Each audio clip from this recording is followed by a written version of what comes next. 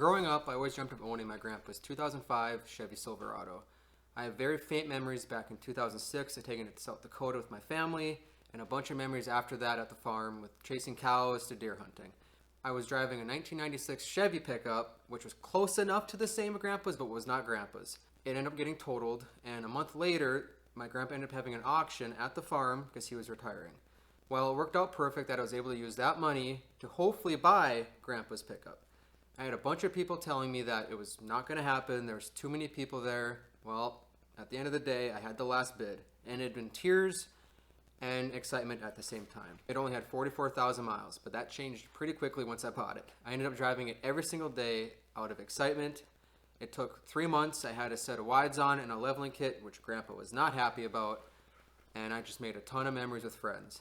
About 2 years later, I ended up jackknifing it with the gooseneck trailer hooked up on black ice. That day was a terrible day. I was sitting on the ground, not knowing what to do. Was it totaled? Was it not?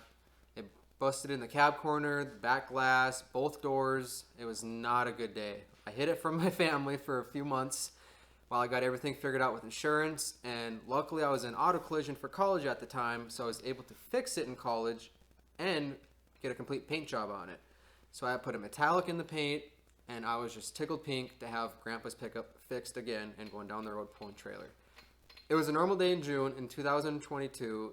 I was at work with the pickup and trailer hooked up, and I decided to take lunch a little early, and as I was sitting at an approach, an unresponsible driver swerved off the road, jumped the approach, and then it happened.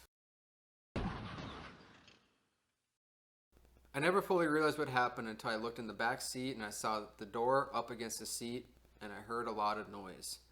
I immediately put the pickup in park, turned it off, jumped out the passenger door, ran around, and that's when I saw everything I didn't want to see. When I heard all the witnesses run up to us, I immediately stepped back, took a breath, called my dad, told him what happened, and I went back to see what I can do to help. At that moment, I was just in complete shock that Grandpa's pickup was no longer, once again, driving down the road for the second time. I immediately had plans, as it was getting towed away, on what I was going to do to bring this thing back to life.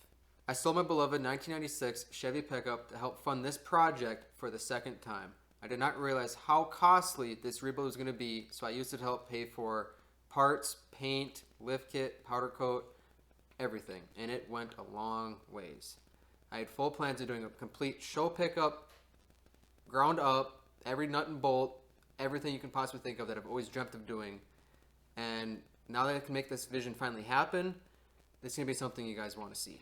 Please follow along if you're interested. Stay up to date with everything I've done in the past and everything I plan in the future. Thank you for watching.